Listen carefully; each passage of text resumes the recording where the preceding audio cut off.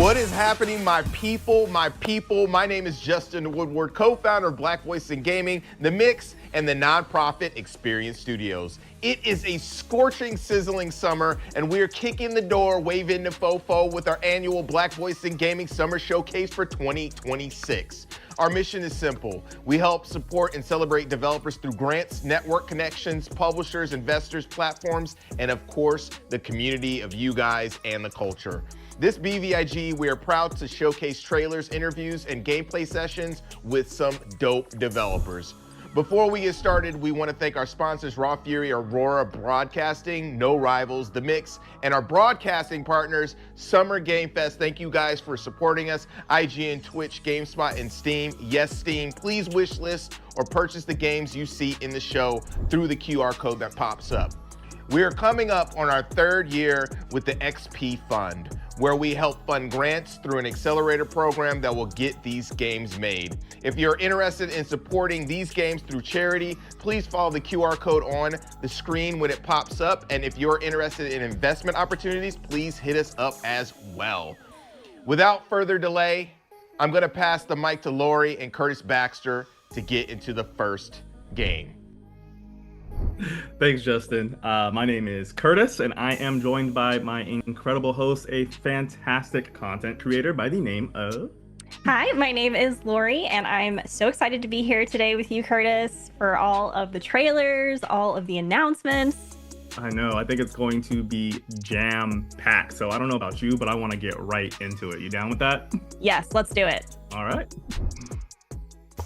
Hey, my name's Graham.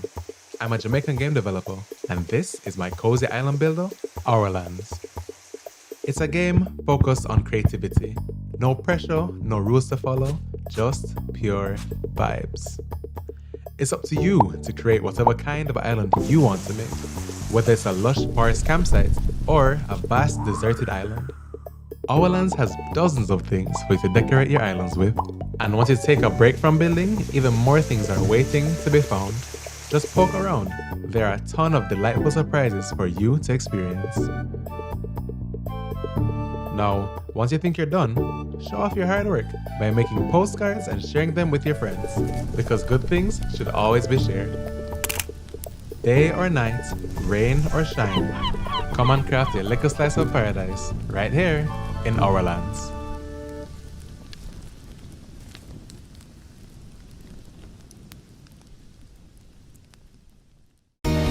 A princess, once beautiful beyond wonders of the flesh, now crawled the earth as her demonic mass pulsated lifelessly.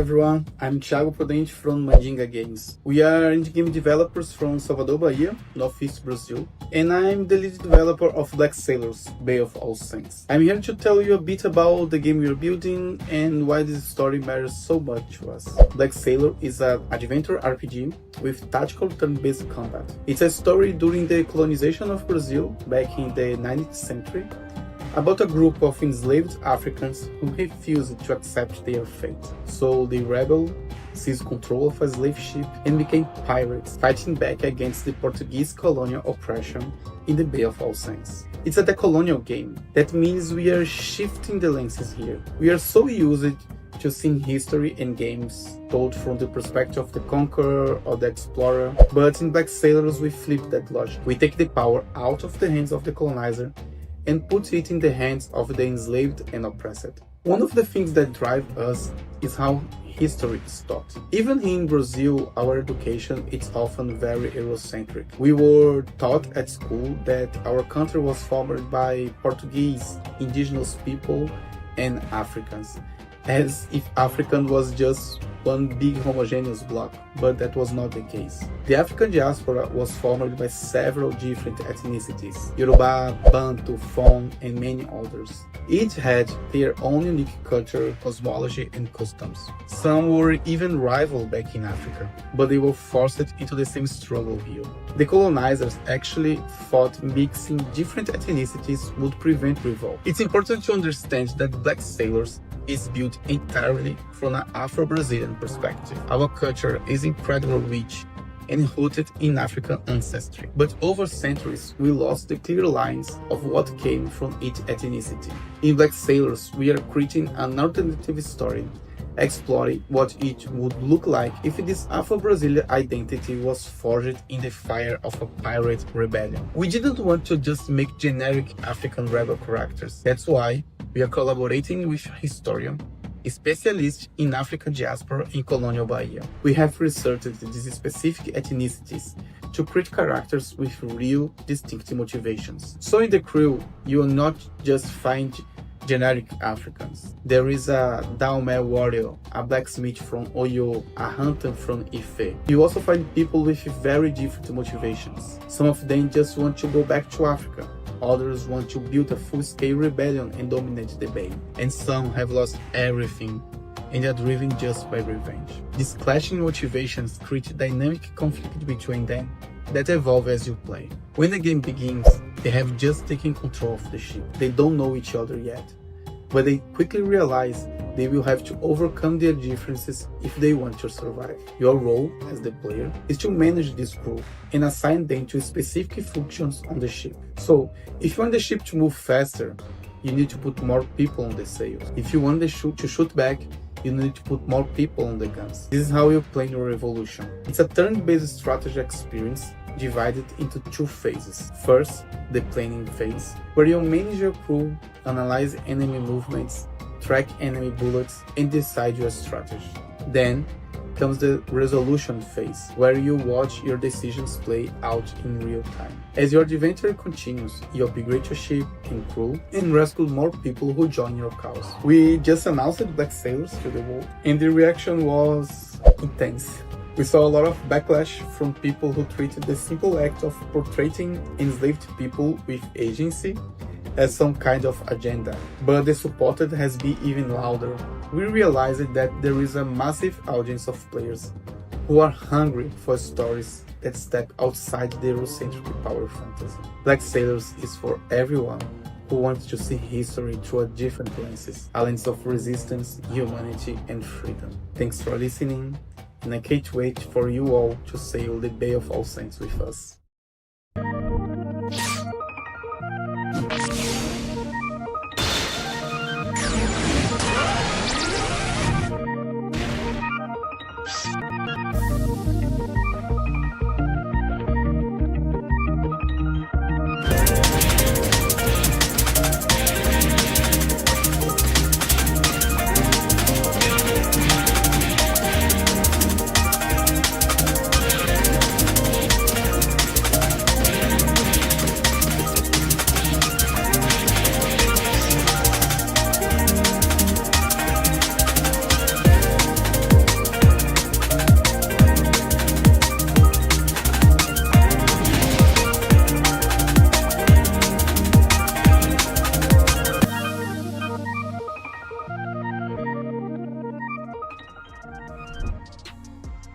All right.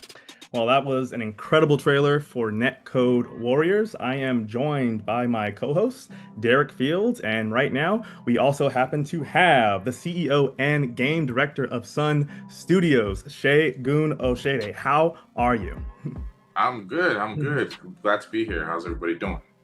Doing well. Okay. Doing well. No, happy to be checking out this game. So, I mean, right off the bat, these are totally new characters, right? Totally new IP. Can you kind of Correct, walk us through the entire development process? Yeah. So we've been working on Netcode Warriors since 2020. So it's been a hot minute. The kind of earliest days were a lot of ideation kind of phase. Like, what does this IP mean? Like, what is it about? Like, kind of figuring out some of the story and lore aspects and kind of honing in, like, how we were going to reference our inspirations and things like that. Once we were able to kind of communicate with Watanabe-san and Moriyama-san, so those are the guys from Japan who actually worked on the Digimon IP. Kenji is like one of the original kind of creators and designers of the Digimon IP. Once we were able to kind of talk with those guys and get more of a hone in on the art style, I think that kind of like we were off to the races at that point. We also had other very talented designers. Ivan Fiorelli, famously, I think has done like some stuff for Fantastic Four comic. I think he was the penciler for Fantastic Four for a couple of years. Mitch Lucas has a pretty famous webtoon that's in development called Project Divider. So a lot of very talented artists kind of help shape the artistic vision of the game. My inspirations for art generally are always going to be based on my background. So I'm Nigerian. So for instance, the main character is Yoruba. I'm Yoruba, so the Yoruba tribe. That was important to me, but also bringing in some of the things from my childhood that really stood out to me artistically and stylistically. So very Shibuya punk and grind fiction inspired. You have a lot of like kind of streetwear and street culture kind of aspects that are kind of baked into some of the art and especially the human characters, but then the transformations into these like larger than life like warriors. We call them code warriors. It's very Sentai inspired, very Power Rangers inspired. So those are like bringing in a lot of like aspects of things I grew up with, like Mega Man Battle Network and other franchises like that really shaped the vision of like the IP and everything like that. But yeah, rock on. It's easy to see for me coming from like a similar background in terms of influences and the types of media that I was growing up with. Those influences, like they breathe all throughout Netcode Warriors.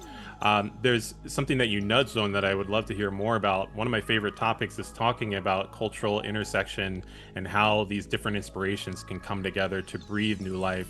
You're directly interfacing with Japanese developers and artists within this project. And so can you expand a little bit more about what it's like to work, truly as a globalized studio? Yeah. So, the whole studio is remote. I've always said, like, I don't really care where you come from. I just care that you got heart and talent, right? That's it. I don't even care too much, like, how much experience you have. Because I think it's very easy to fall into that trap when you're hiring somebody of, that whole thing, like, oh, well, I need experience to get a job. How can I get a job if I don't have experience, right? So for me, it's just if I see passionate people, talented people, I tend to reach out to those and try to see if there's, like, a way we can collaborate in certain aspects, in certain avenues.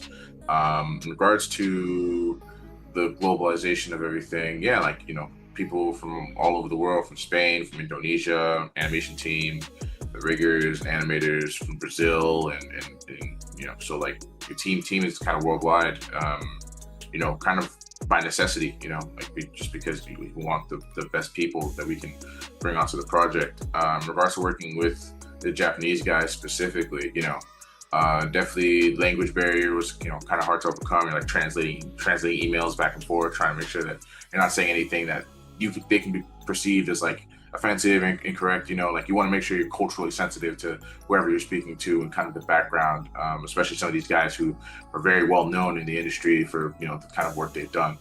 It was very important for us to always approach those conversations with respect and make sure that the people who we're talking with, that they're creatively and artistically being fulfilled by the work we're asking them to do. I'd say that's kind of our general approach to how we do stuff. So, in game development, we all know it's not easy, especially when you're running a team, and especially when you have a globalized team like you do. Can you speak to a little bit of the challenges that kind of come up and kind of how you kind of triumphed over them?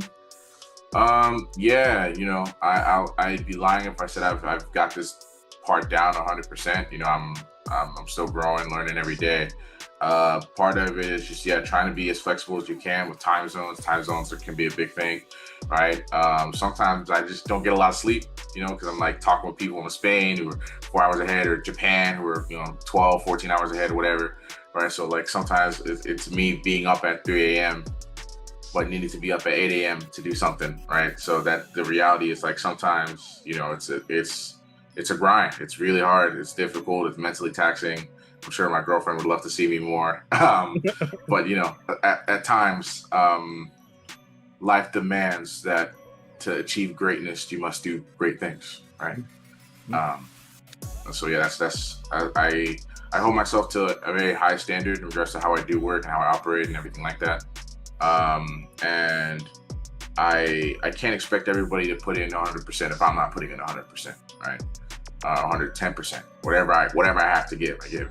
Because these projects that we're working on as a studio, they're very important to me. I'm very passionate about them.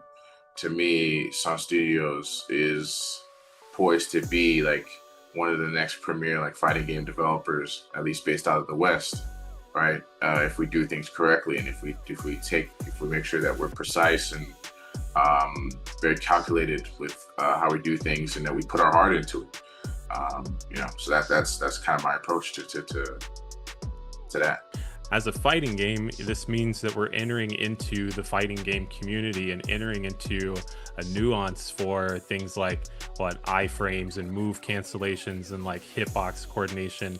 Yeah. I am arbitrarily gesturing at this as just a fighting game couch player. Dead or Alive was my game of choice, and I'm no longer good at any of them.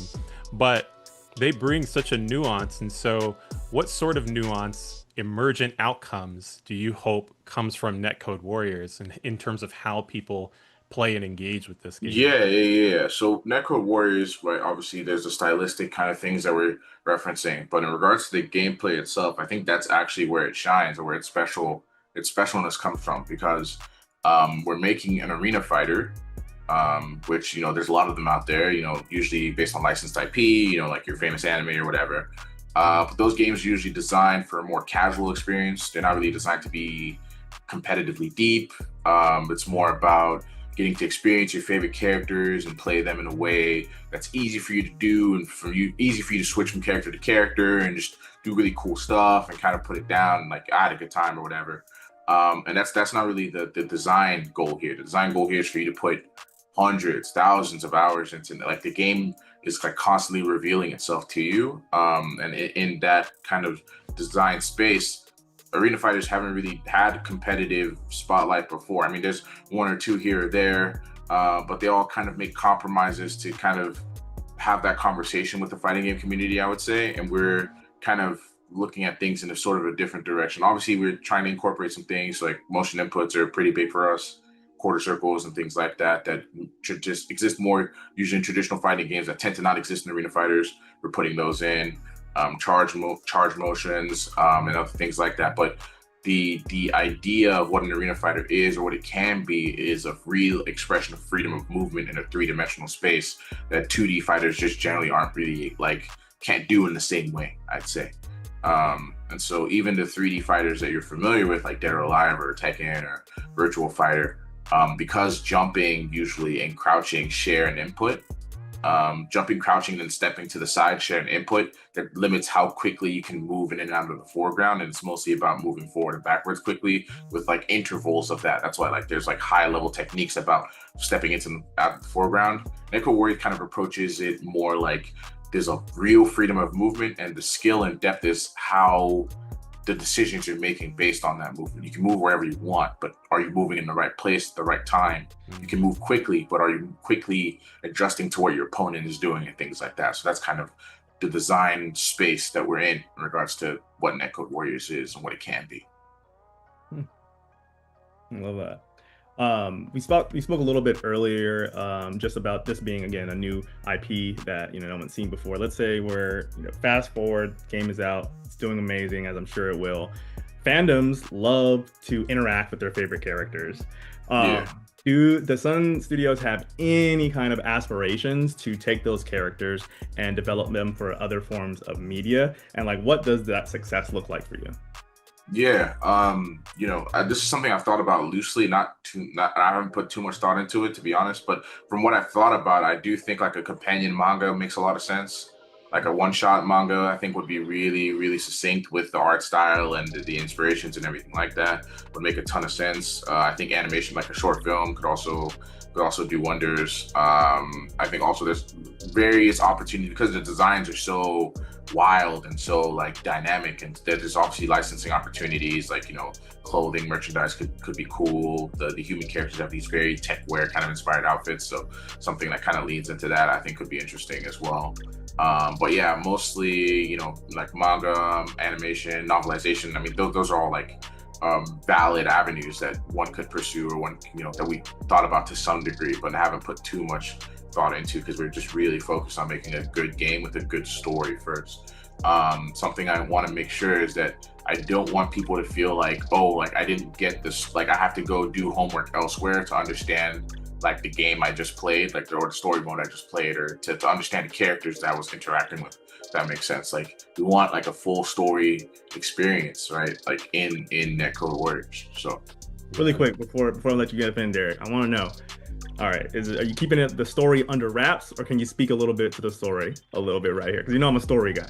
yeah, I can talk about the story a little bit, but essentially, these people, right, humans from all around the world. So that's another thing, is that the cast is culturally diverse intentionally, right? They're from literally every character is from somewhere else on Earth.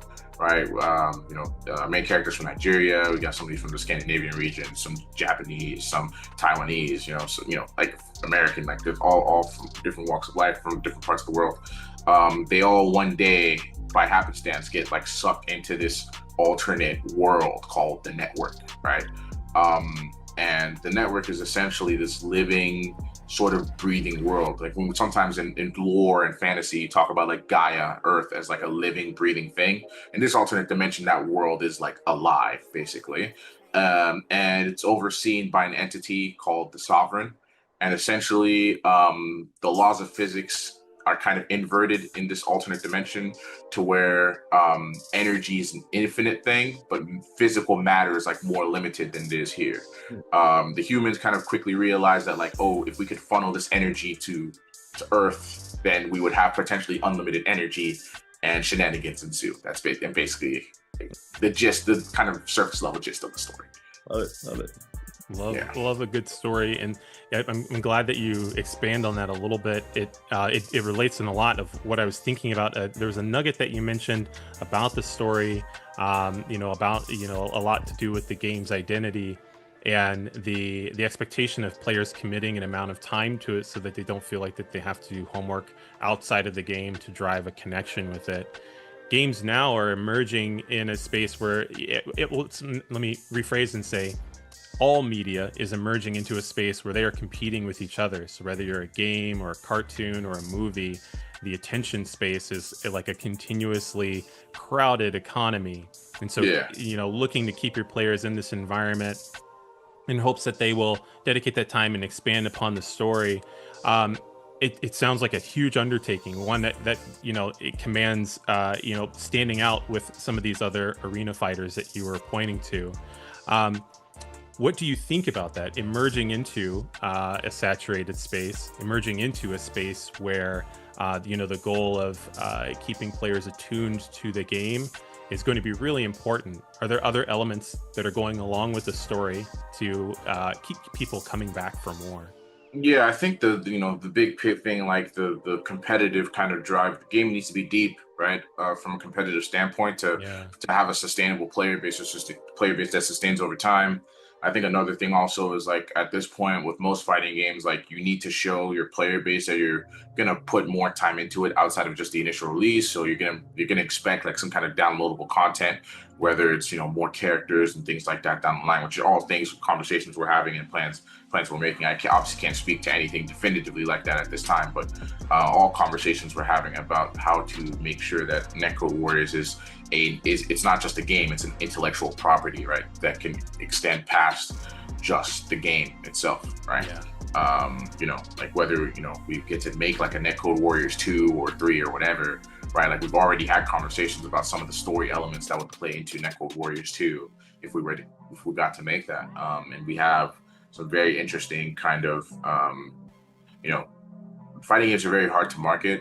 You need to show players that there's something, either you usually need IP or something unique or something they're familiar with, something to grab them or bring them in. So one thing is obviously like character designers who've worked at Marvel and worked in, you know, Bandai and Digimon, like that was like one pull. Another pull that I can't go into too much detail about, but I can basically explain is that we got some pretty prominent content creators in the fighting game community to agree to give to let us use their likenesses actually as characters in the game, as playable characters in the game. So that's something I'm super excited about, because I think it really creates this like fandom kind of relationship between the game and those content creators and their communities, right?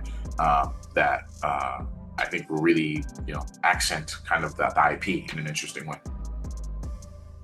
Cool. To remind folks watching, you are both the CEO of Sun Studios and also the game director. So you're actually covering multiple projects at a time. Yeah. Talk to us about like what does your typical day look like when we're talking about literally being part of crafting the business, which is the game, games in your case, but then also having to operate also on the kind of business side of things. Yeah. So, you know, we're currently so fully self-funded. So I do have a day job that I have, you know, that I do as well, that, you know, allows us to, you know, and myself and my other co-owners, we all have day jobs that we use that allows to fund the studio. So a decent amount of my day obviously is going to that, and most of my Sun Studios related work is outside of that work day, generally speaking. I mentioned earlier I don't get a lot of sleep. I wasn't hyperbolizing. That's just like generally how things are right now.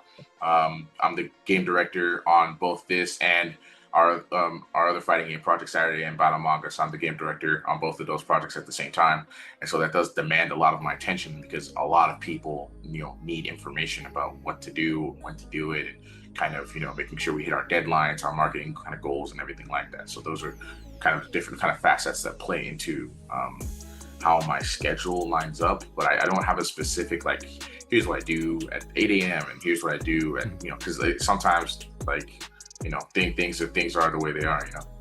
Yeah. If you're creative, if you're a game director, we know that, you know, some of those regimented moments kind of feel like locking ourselves into a box.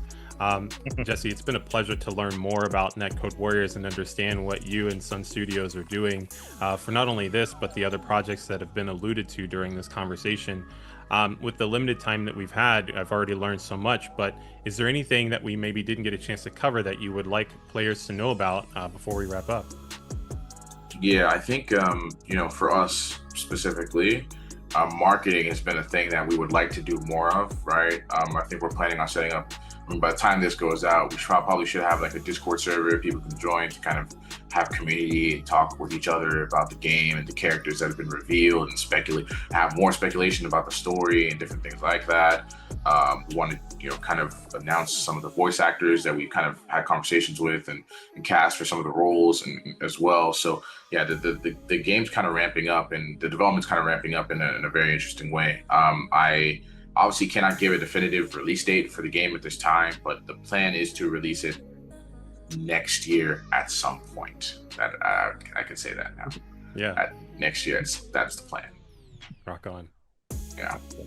Well, this has been terrific just chatting with you, getting to know a little bit more about you, about Sun Studios, and about Netcode Warriors. I appreciate this conversation a lot, guys. It was a lot of fun.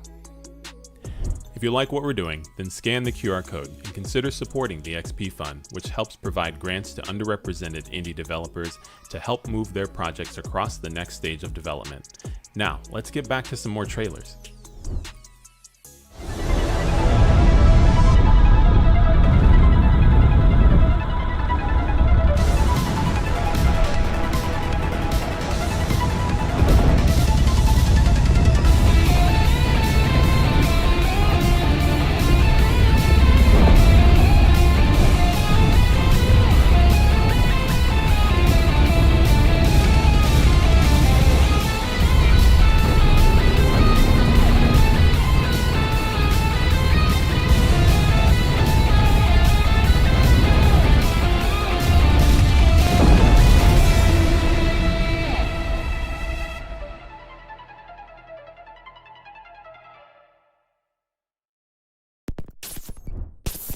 Pay attention, adversary. I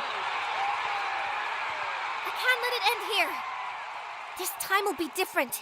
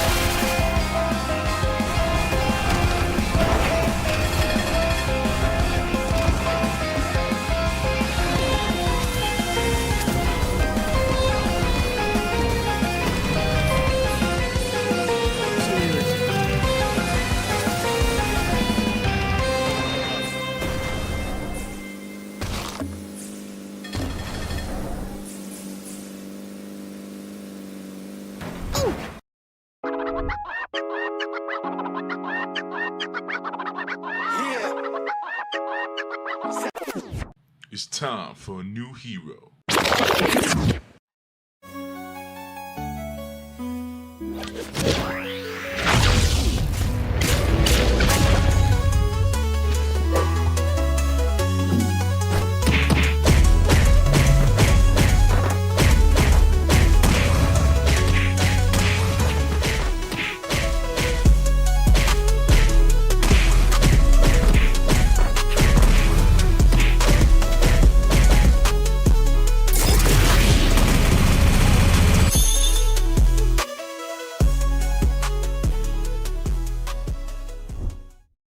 Plum Road Tea Dream is gonna be a look into the life of S, which is my alter ego. So it's like a semi-autobiographical game.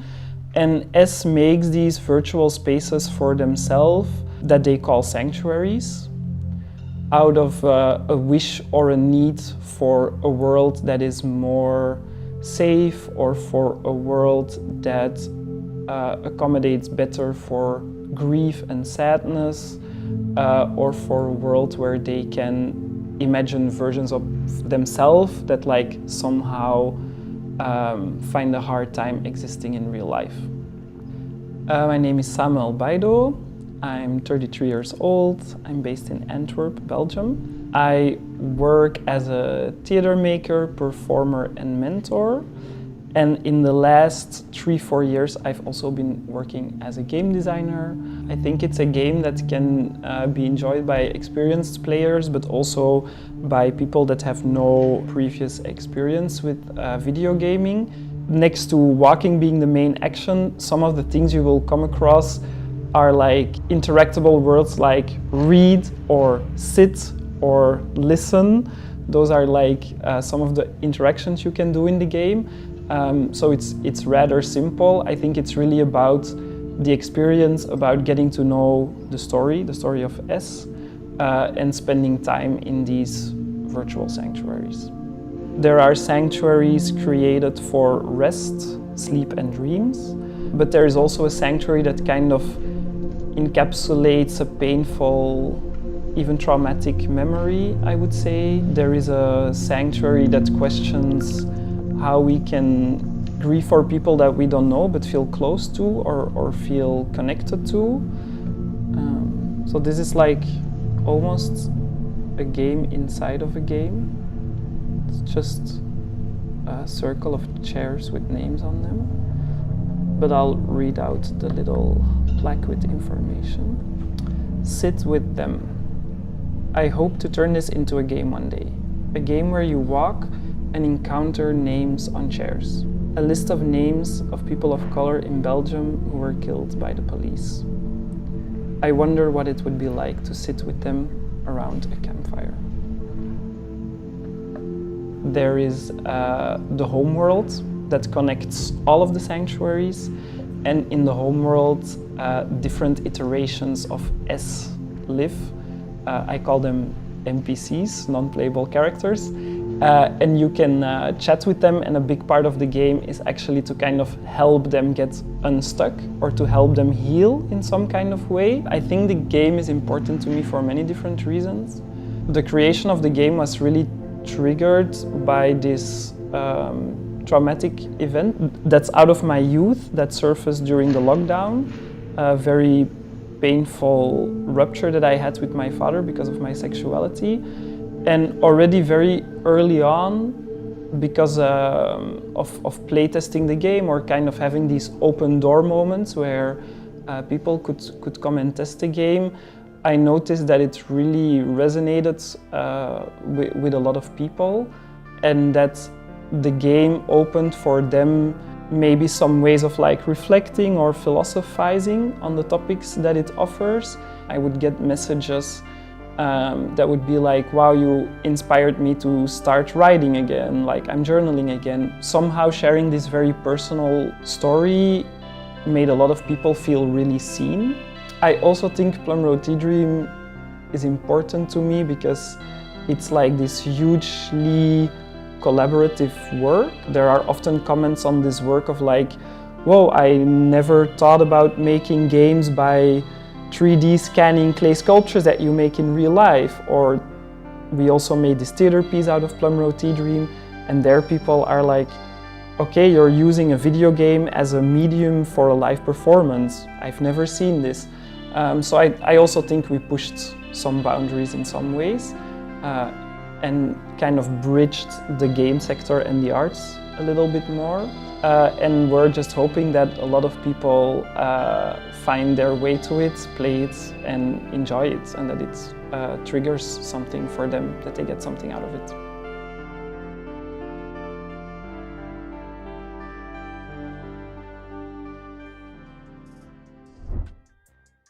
Hello and welcome back. I am joined by my lovely co-host Lori. Hello. And also here we have combat designer and also my former colleague, Stephen O. How are you? I'm good. How are y'all? Hanging in there. Weird time, but you know. Sure. But it's good to see you again, you know? Yeah, it's been a while. So let's just jump right in and get started. Can you talk to us a little bit about kind of your path to becoming a combat designer? Yeah, so my path as coming to a combat designer, it's like I had very humble beginnings. I started off in Albany, New York. That's where I grew up. And my brother is a lot older than me, and he would introduce me to a bunch of comic books and action movies like the Five Deadly Venoms, Kid with the Golden Arms, and one of my favorites, Bruce Leroy and the Last Dragon. And I just wanted to become these kind of characters. So I would start like taking gymnastics and doing kung fu and things like that, just to be the character. And when I translated that energy into like making games, I like realized that not just being a game designer, I could also be a person that creates these sort of action figures or adversaries or even the heroes to allow people to feel like that person I was trying to capture and become myself, So went to school for it. I went to school at Rochester Institute of Technology. I didn't know anything about programming really before that. I took like one class in high school, and RIT was just starting to have a games program. And I wanted to make sure that I can get into the program. I started talking to, I originally went there for IT, knowing that they're going to have this game program. And I lined all my classes to be like a good game designer and have them transfer over because I didn't have a whole lot of money to stay there extra years. And then along the way, I met a lot of people that had been working in games and had even had an internship where they realized there's a specific role for a combat designer, a person who makes the enemies or a person who works on the hero and their interactions. So that was like my first foray into getting into realizing the role of a combat designer. You said that you took like martial arts classes to that. So what was like, I guess, what was the process of like taking that experience from that and then like applying it to combat design? Yeah, so like I grew up in like moving my body and understanding like punches and kicks, right? Being able to throw them yourself. And then you sort of get into the space where you're trying to like read your opponent. They're going to start doing punches and kicks. And as I gotten older, I was like, okay, well, I can't just go out fighting everybody. And somehow like you learn this kind of dialogue with the person that you're like sparring with or fighting with that I've like really just couldn't get enough of, because it's like that movie quote from The Matrix: you don't know somebody until you fight them, or you can really learn them as you fight them. Like you start to anticipate their movements, you make moves that you're trying to train them to do certain things, right? And that's great in real life, but you can't do that all the time. So I started playing fighting games, and back in the day, you know, PlayStation came with a demo of Tekken, and it had the same movements that I had like learned when I was growing up. So I started doing like amateur competitive Tekken matches all the way up into college. And in doing that, I learned like frame data and different things too. So it's a little bit of like learning how my body moved, understanding the mechanics of making a good punch, then being able to read that mechanic in the actual games, like how the characters were throwing punches and the frame data and the speed that it happens, that allowed me to take all that knowledge and translate it into, these are how we're going to make these characters readable. This is how we're going to make this style feel good. And then there's this meta style to it as well of like, okay, well, this is for a person who wants to be a rushdown character or a zoner. This is for the people that like grappling. And you just kind of have your expression. And then as you play your friends, you kind of know their behavior and you're like, okay, he knows that I'm going to do this and I know that he's going to do this. So that's how I counter it. You know? So a little bit of that. You talked a little bit about it being kind of a dialogue and kind of learning how somebody fought. Like, I'm interested to know, what is your approach? Like, let's just say it's a clean slate. This character's never been done before. What is your approach to coming up with this initial combat design for characters? Yeah, you really want to come up with like, what's the core fantasy of this character? What is his background? What is their background? Why are they trying to express themselves through violence, right? Like, how are they going to communicate? So somebody who might grow up in an adversarial environment, they might feel more aggressive, or like, you have to beat people to the punch. Like the world is so chaotic around me that I have to be more aggressive to get stability. So the first thing I just try to do is like, what is the character's fantasy, and then build that kind of backstory that fits with them. And then I look at gameplay moments that are going to support that. Like I just mentioned, if the person has to be hyper aggressive, then I'm like, okay, maybe their stance is always going to be slightly forward, and they're going to be a more aggressive pose, and they're going to have more dominating moves that like either armored or armored meaning like they absorb a hit while they're giving a hit. Or if I'm going to make somebody who grew up in a little bit more naive or more playful, maybe they're going to be more standoffish back, or like they kind of think that even in the heat of battle, it's like a game, or like it's silly to them. It's like fun. They're going to be more like fluid in sort of their movements and playful in their actions. So you can have like two different fantasies that have these many different play styles that can even go with it. So yeah. And another thing too is that you spoke about dialogue. How does combat design relate to other elements of the game, such as narrative? I often think that like in a fight, you're going to have this natural back and forth of like taking turns. Basically, you're saying things and they're responding to it, right? So there's already this like action and response that comes from just the moveset alone. But you can tell a dialogue through, or a story really, through the environment. How did it change over time? And you don't always have to show damage on a actual character. You can show how things are breaking in the environment. You can show how this person's getting a little bit more desperate during the fight, how there is a reversal or double down. Basically, like, you think they're winning, and then they do something and now you're losing, you're on the back foot. So that's just the choreography of the fight, how it can turn into dialogue. But there's also maybe they learned a new ability, maybe something that's unlocked from them, from a core memory. How does that fit into the story? How does this this new unlockable mechanic fits thematically to where the character's goals are, and how does their opponent stand in the way of that goal. It's not always good versus evil. It might be my goals versus your goals. You want to, you know, make the world feel all the pain that you felt, or you want to stop the world from feeling pain ever again, and that just puts us at conflict, Yeah. Absolutely. Fair question. I have another question for you. Are there any types of styles of combat you've really yet to see in a game? And how would you kind of approach that? First of all, what are they? And then also, like, how would you kind of approach that and want to like bring that into a game? Oh, well, you know, I feel like I've seen a lot of different martial arts, a lot of different styles in games, and I kind of specialize more so in melee combat. You know, there's a lot of different ways to approach combat with like magical abilities or gunplay and different things. So I don't know if I can really speak to a style I haven't seen at all, because like even like capoeira, we're starting to see a bigger resurgence in that, but we haven't seen a whole lot of like African martial arts. I don't think there's like as popular or is as documented in the world of like these different styles of African martial arts. And if I could speak to how to do it, I don't think I would give that away right away. I think that would be something. I think that would be like, hey, I'm going to do this game that has some African styles. But one might go with this approach where we're thought of life had started in Africa.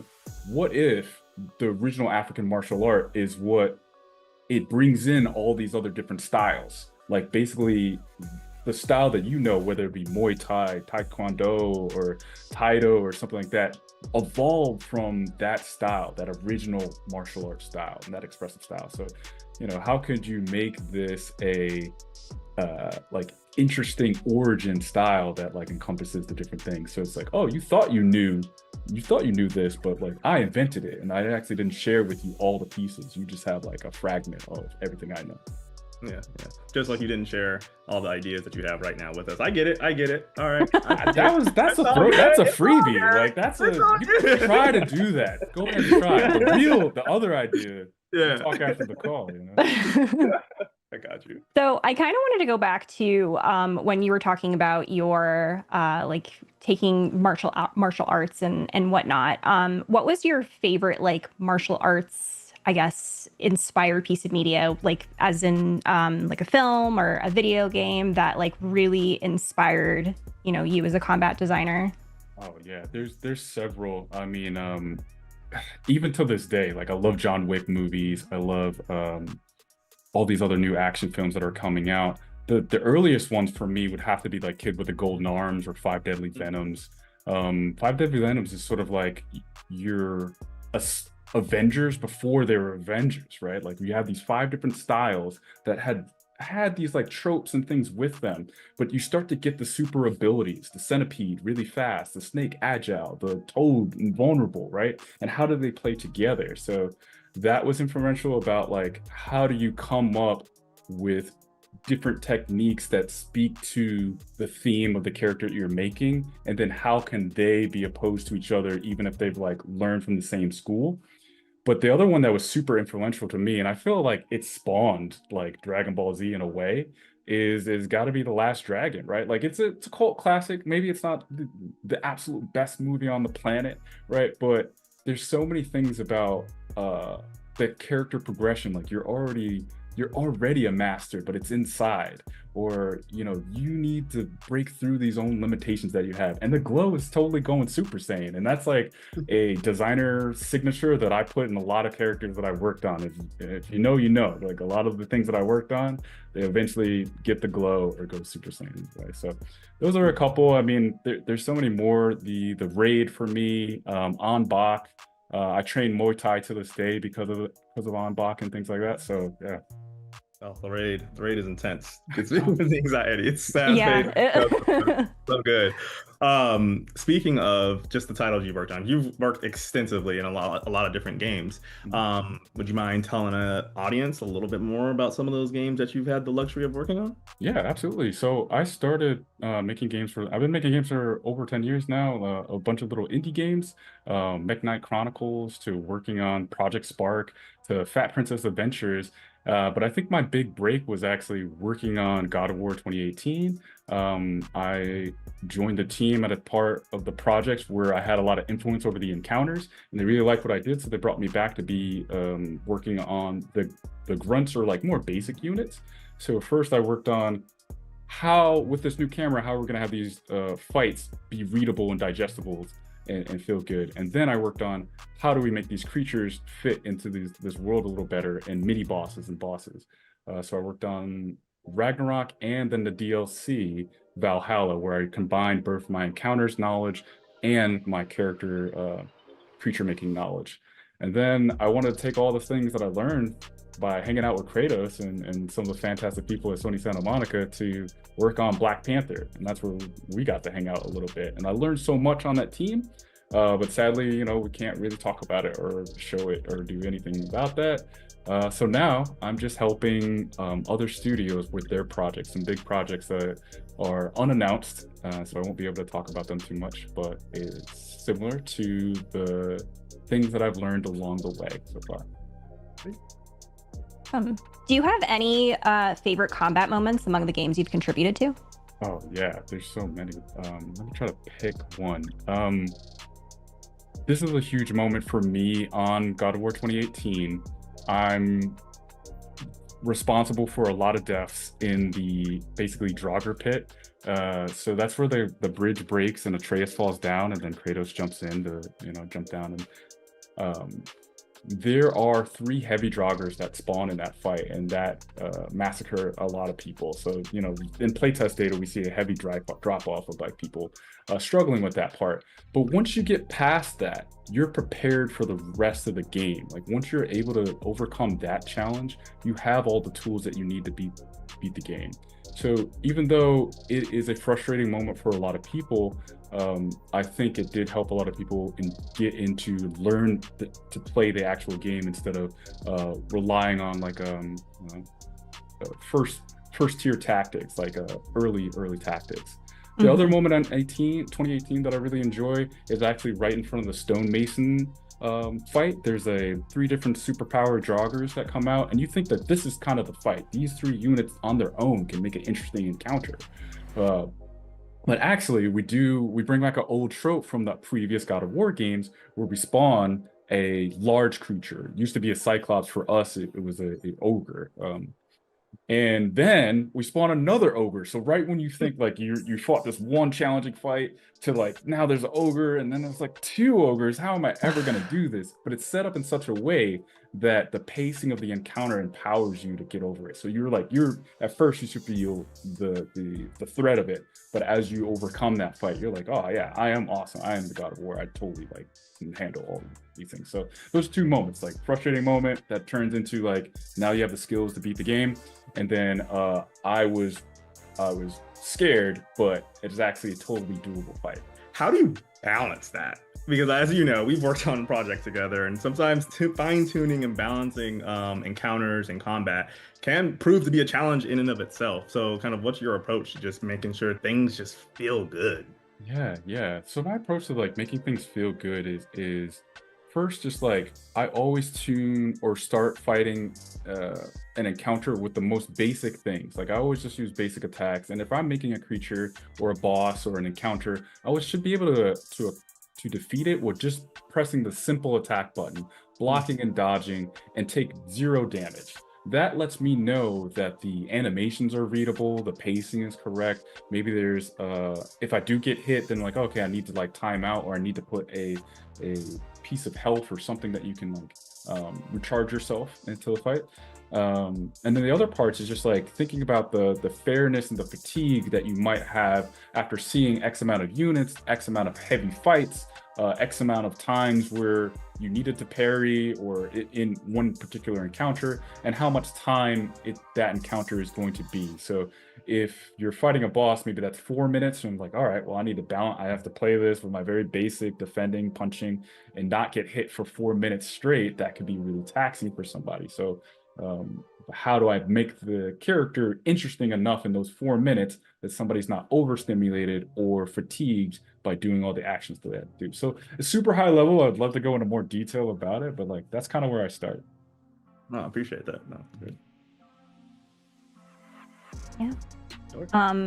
I think something that I'm really curious about too, like when you're doing the balancing, like what is your, I guess, the priority you think about in terms of combat? Because I always think about like when I'm playing a game, do you think more about like the offensive, I guess, or like more of like the defensive or like magical parts, or like I don't know if that makes sense, but like what do you try and prioritize, I guess, when you are starting, like when you're planning that out for combat? So, it's you know, we were saying dialogue before, but it's really about the dance. Like even if you go back to those movies that I was talking about, they're not really fighting. They're kind of like doing this sequence of dance moves, you know, so they're your dance partner. So how do you make this person interesting? It's not just about defense.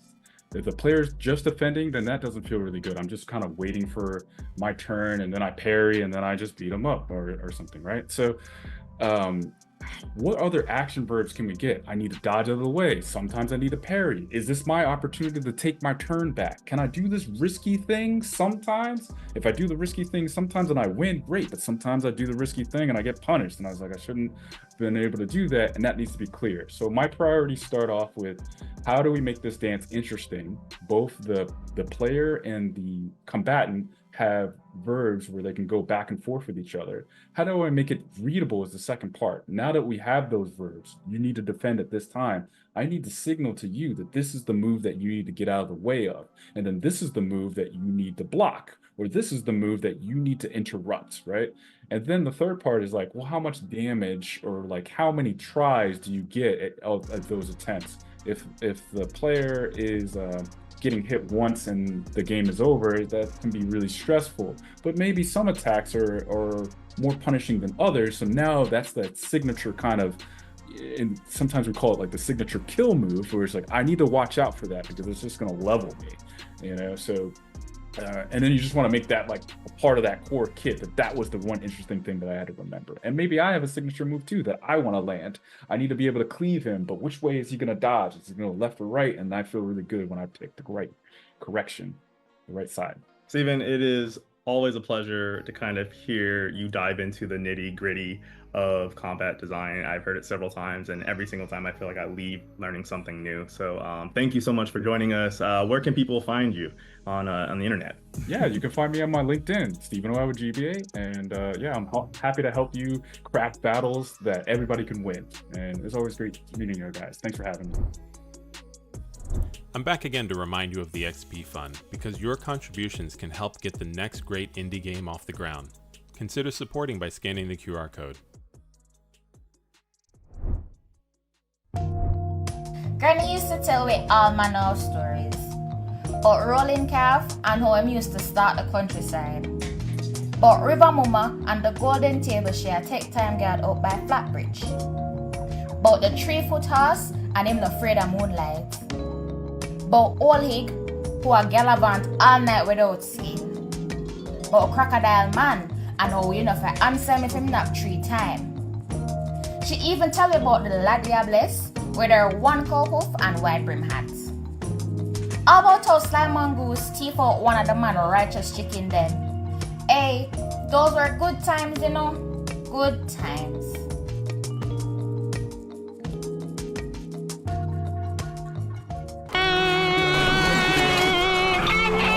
I've been waiting to take a deep dive into the abyss, but I missed my chance to advance and enhance considerably makeshift. Zero heroes till red scar tissue abrasive. A menace intending tenants fencing, hence the location. Given that I've been living different morals, plural grievances of legion, relieving numerals to the oracle. Sometimes it sounds horrible. Formulaic, my behavior here to sell a moon consumed dendrites. Not ever living aneurysm combusted. Another term turns families into nothing. For greater good, I get understood. I gotta remain afloat. No lane left stain. Is it insane how I name my quotes? I speak into existence, a brief relief condition. Couldn't occupy the sky without permission. As long as the spell cast, my nature ain't your value. Have you driven, live in nexus? Authority to the normally, formerly known, shown everything except for the weapons kept swept under anything. You get it?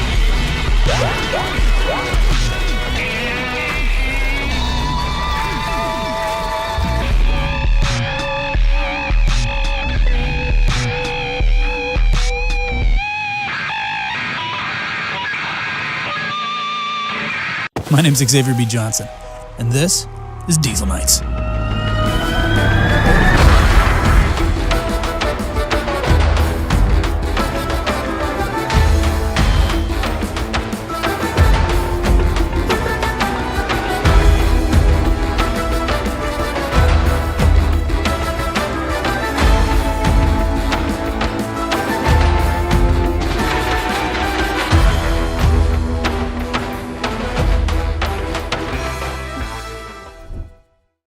Hi, I'm Indigo Doyle, Creative Director at Pushing Vertices, located in Toronto, Canada, where we're making Roller Girl, a slice-of-life adventure about Naomi, a 16-year-old girl in the 2000s, vibing with her rollerblades and her MP3 player. This game is a love letter to my childhood, rollerblading through the quiet streets of my hometown with my own personal soundtrack loaded up. Okay, I'm gonna tell you a secret.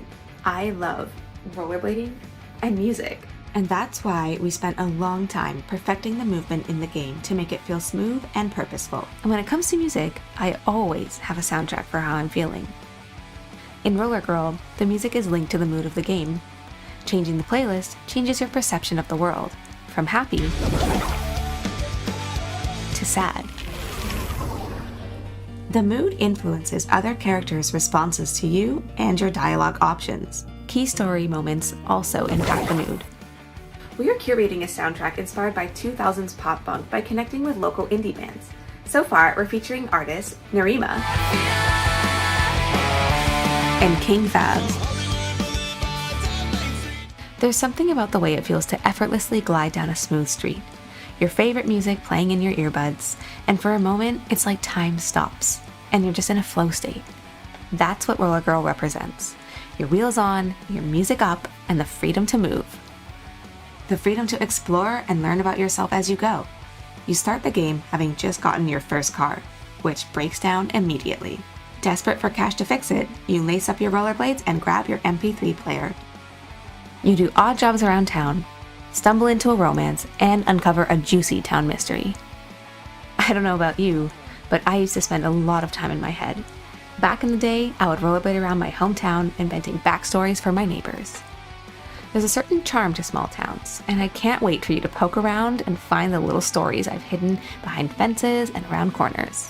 Thanks for taking this tour with me, and thank you to the Black Voices in Gaming Showcase. I can't wait to see you find your vibe in Roller Girl.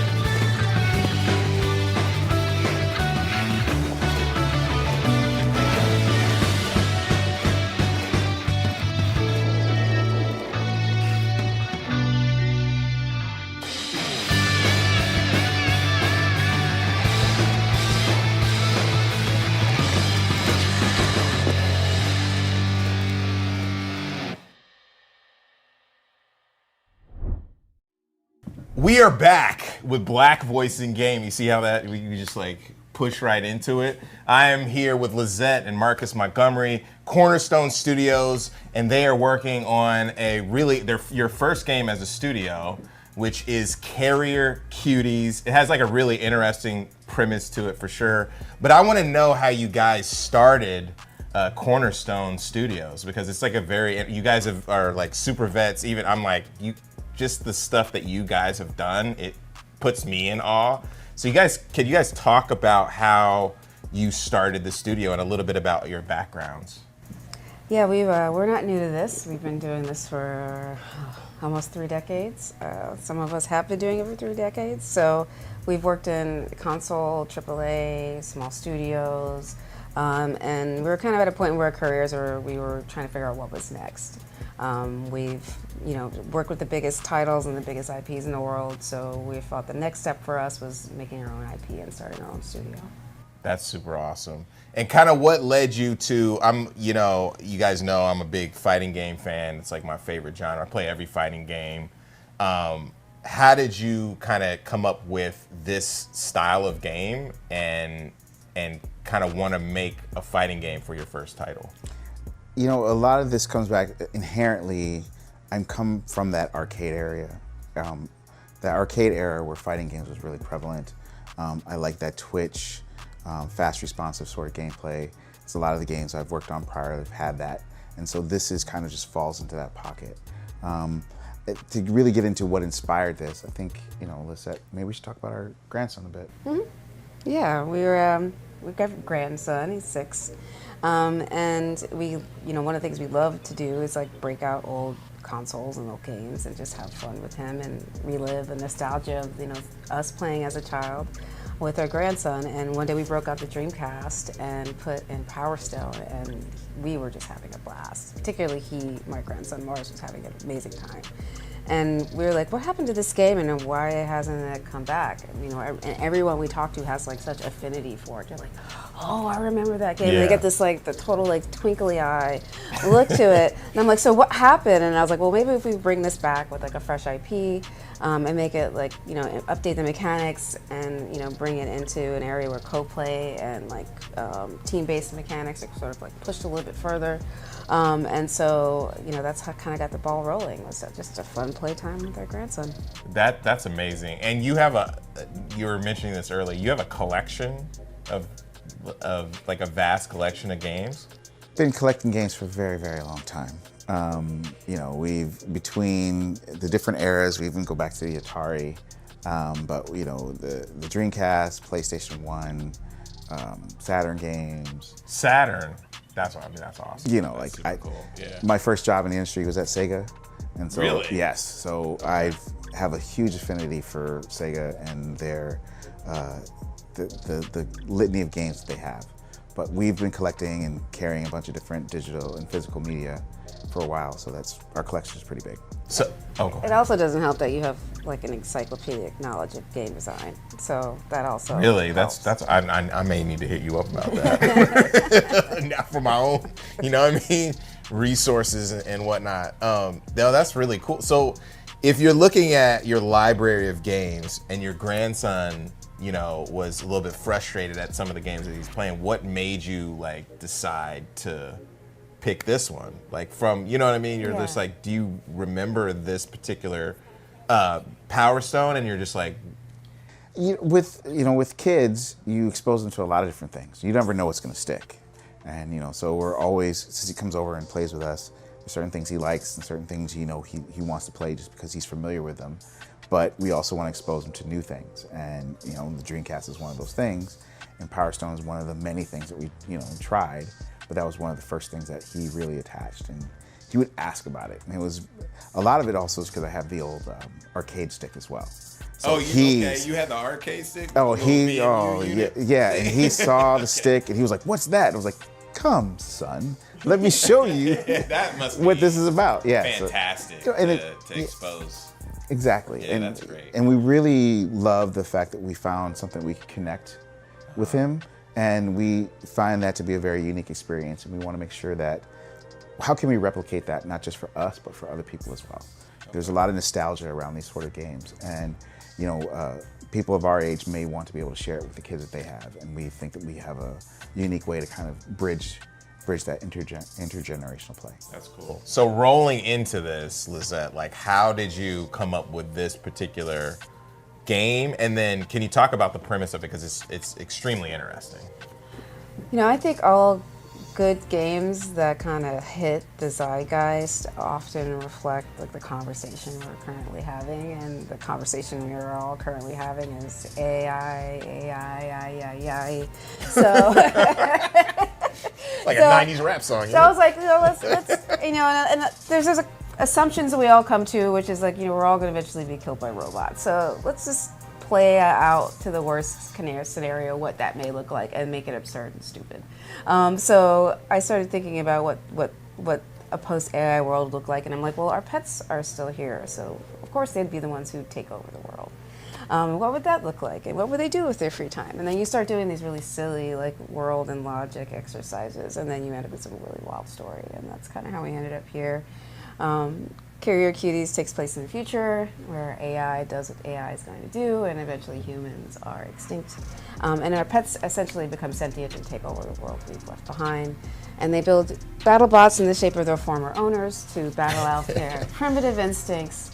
And that's sort of the premise behind this. So they died. So their owners straight up are gone.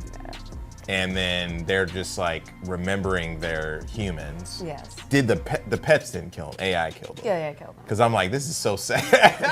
AI killed them. Like AI killed them. Yeah. AI's gonna do what they're gonna do. Yeah.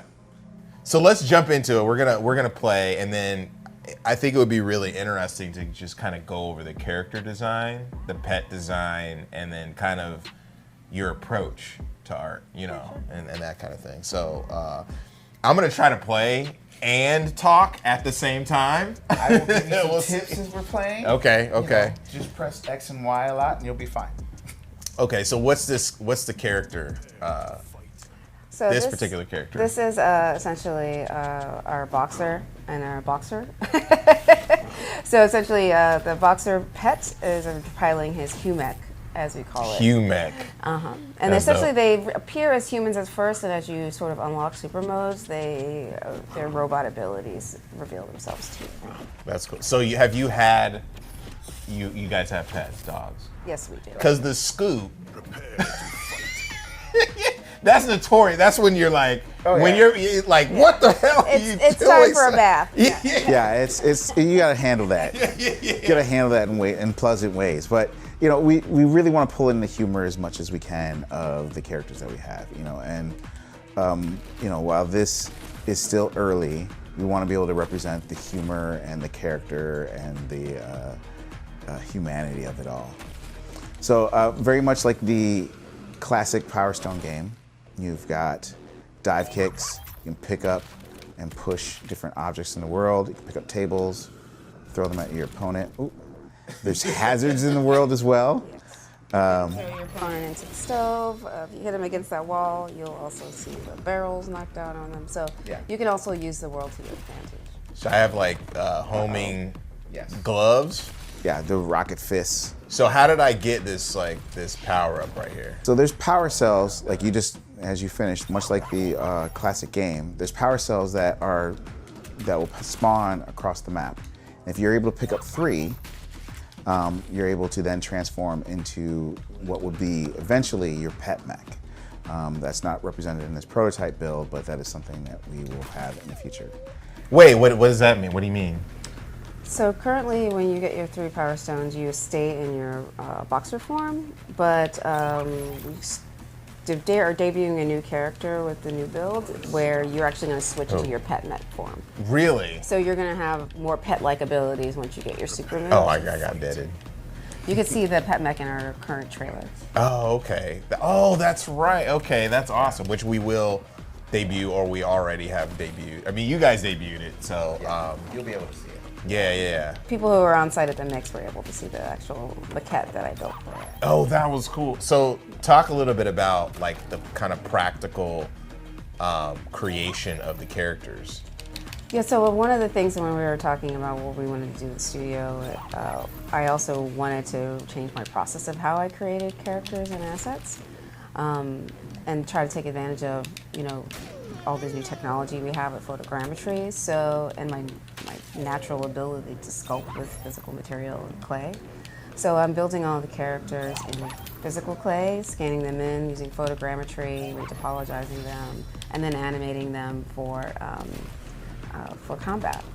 And you can also see like the visual effects. So we're taking advantage of the style and uniqueness that we get from physical materials, and then also taking advantage of all of the wonderful things that Unreal 5 affords us to kind of push the dynamics and the style and the interactivity of the characters in the world.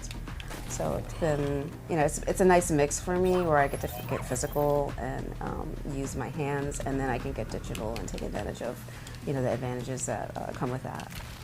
So how does this differ from when you were at Double Fine? I mean, you've been, like you said, close to 3 decades. How does this differ? I mean, because you wanted to get it more hands-on, but when you were at previous studios, how did you develop art there? Because you were directed and all kinds of stuff. Yeah, I started as a character modeler for 12 years and worked my way up until I became like a lead and an art director. So most of my process has always been digital. Maybe at the beginning when we're kind of dealing with sketching and doing brainstorms and loose sketches of a character, you get paper and you could get hands-on with some oil and paint. But once it gets into the 3D phase, often you're in a digital space. And so for me, I really wanted to take advantage of designing things physically first so that the toys feel great in your hands. Often I've worked in games where we create characters and we don't really see them in 3D physical form until we've made a toy, and by then the design is kind of sealed. So I wanted to nail that down early and making sure it's something like a kid wants to pick up and play with.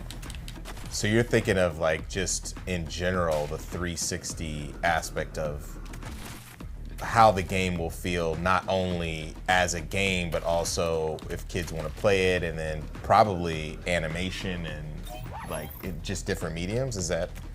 I guess I'm making assumptions right now. Yeah, I'm thinking more like the toy element. Okay, right? So I've worked on games where we designed the characters and mostly digitally, and then when we get to the merch element, the designs fall flat. And there's just a huge amount of opportunity and affinity that people have for their characters, and we want to make sure that the toys and the merch will also reflect that. That's awesome.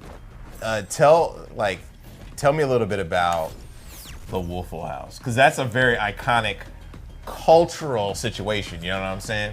What other, you know what I mean? Like what other kind of cultural references as far as environments are you guys gonna have? Because no one's really doing that. Well, we know, and if you think about this world that we've built, we've very much thought about how would these pets think? And if they're emulating their former masters, they would fight in the same areas that their former masters fight.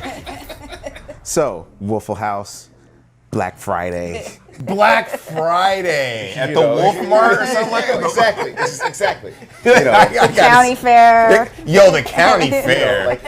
The swap meet. This is going super you know what I mean? Pawchella. Pawchella? All these different things, right? Pawchella. Outside the porta potties, all these, where do people fight? At Little League games.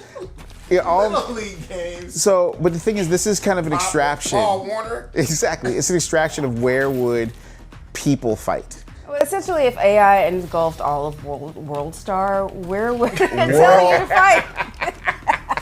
That is fantastic. Yes. That is so amazing. I want to see I know you don't have it in here, but the bystanders for people who don't have the dope mechs. We are actually. One of the things my grandson keeps asking for is he wants us to throw people through the window and then they have the people on the other side of the window throw them back in. So, that is so good. I'm like, well, that's Ultimate Waffle House, so Ultimate that's definitely going. I'm getting destroyed. Yeah. So we're looking into a lot of this is there's so much to be explored, right? And there's so many callbacks and references that we want to pull into the game itself, and we can build into this that we are really excited to kind of chase down. What other animals are going to be debuted in the game? Yeah, we've actually done some really great explorations on our character lineup, kind of exploring different fighter styles with just an amazing concept artist named Connie Kang.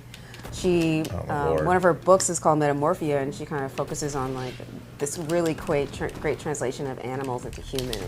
and so we wanted to kind of play on like what would a house pet look like, and the likeness between a pet and their owner. And so we're kind of playing around with birds. Oh, nice. Anything you consider a house pet. Turtles, cats, of course, you gotta have a cat and a dog. Rats, even, we're even looking into like rats. How you get like a rat or a gerbil, maybe. Gerbils, yeah, you know. Yeah, your typical house pet. That's super cool. So what do you, like, how far are you into, I know you guys are pretty early on. How far are you into development and kind of where are you gonna go from here? This is probably 5%, if that, right? We are at the beginning of our journey. Yeah. And one of the things that's been really great about this is that this is just even the start of our visual look, right? And there's still a lot of look development to go on. There's still a lot of mechanics to integrate. There's a lot of different things that I want to try and get into the game. I want to try and push this so that the game is very approachable for intergenerational play, so you can play with your kids. But I very much think of this as like, play with your kids, put your kids to bed, play with your friends, right? And when you're playing with your friends, you want a little bit more depth. I want to put a lot more emergent or discoverable mechanics that can be in here to kind of push the play space of it. You have games like Power Stone where whenever you get knocked down, you only lose one power cell. I'm thinking, what if we added a little bit more skill into it, where if you throw an object and it's kind of not targeted or automatically thrown at the person, but you're leading the person and you hit them at a particular distance, you might drop 2 power cells as opposed to 1, right? Trying to find ways to add a little bit more nuanced play so that you can discover new tactics to outplay your opponents. That's interesting. Like, I remember, I'm a big fan of Power Stone 2. Power Stone 2 felt less of a fighter because the worlds were everything was moving and that kind of thing.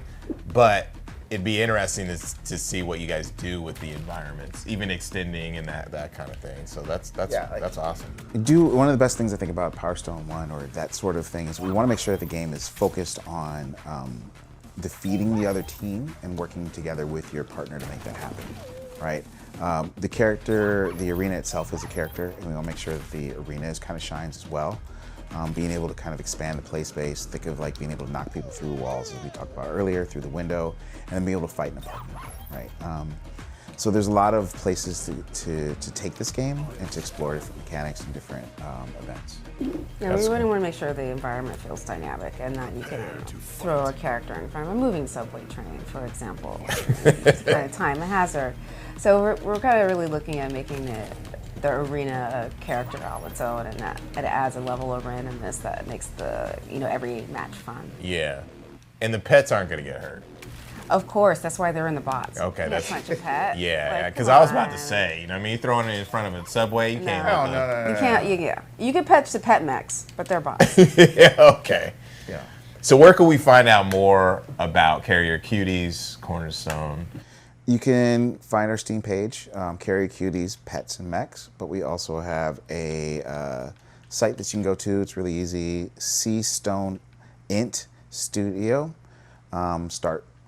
Start page, and you'll be able to look out, find more about our Discord, and be able to join, be able to wish list, and even see more updates that are coming. And you can follow us on socials at Stone Studio. Stone Int Studio. Stone Int. I was like, do you hear me? I hesitated. Stone Int Studio, and that's on all platforms. Awesome. Yeah. Thank you guys for coming through and allowing us to play your game. And congrats on everything. I mean, jumping in feet first to make a game in a studio is not easy. Thank you for having us. It is not for the weak. No, not at all. It is not for the weak. All right. On to the next segment, too. This was awesome. Thank you, guys. Thank you. Thank you.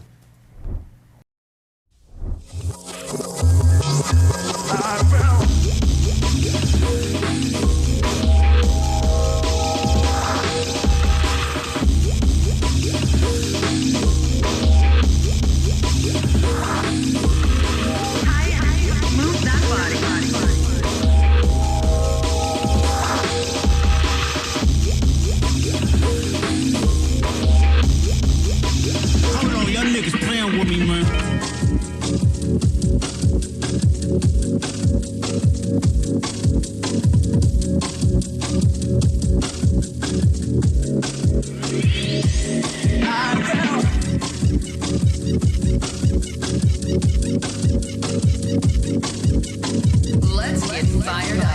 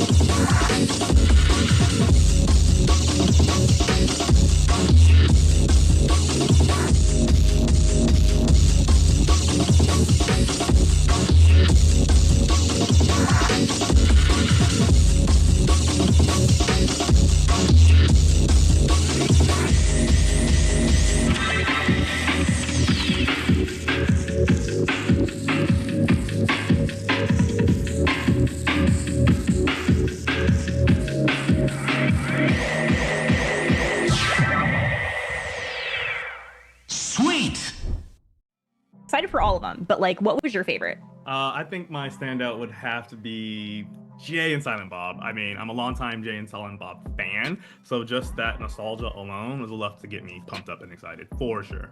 Valid. Yeah. Real quick, I want to give a big shout out to all of our devs today, Jesse, Steve-O, and the entire Cornerstone team. Be sure to put a lot of those games, most of those games, on your wish list while you can, and we are going to toss it over back to Justin. Thank you, Curtis and Lori, for hosting the show. Great to see you guys, and loved those interviews. Love the devs and all the so good. Thank you all for tuning in, and the developers who are participating in these showcases and in this one in particular. Make sure to follow the developers on their socials, wishlist, buy, and play their demos. If you are interested in helping to fund some of those projects that you saw on the show, you could donate to the XP Fund through the QR code on the screen and connect with us if you're interested in additional investment opportunities. We have to give it up to our partners, No Rivals, Aurora Broadcasting for being on the ones and twos, Raw Fury for helping to make this thing possible, and our broadcasting partners, Summer Game Fest. Thanks for including us again, Twitch, IGN, GameSpot, and Steam. Make sure to catch all of the other awesome showcases happening this week. There's so many of them. The Latin American Games Showcase, Women-Led Games, Southeast Asia Game Showcase, Frosty Games Fest, Wholesome Direct, Story Rich, Planet Play, India Game Showcase, Day of the Devs, and more. My head's about to pop. Again, I am Justin Woodward, co-founder of Black Voice in Gaming and the Experience Studios platform. See you guys soon, and peace.